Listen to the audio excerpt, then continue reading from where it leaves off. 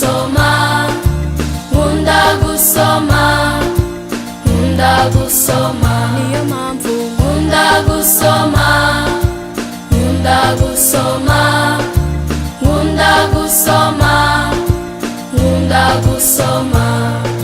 Nifitiye agatabo kanyungura ubumenyi, ndicara nkagasoma iyo ndi njyenyine.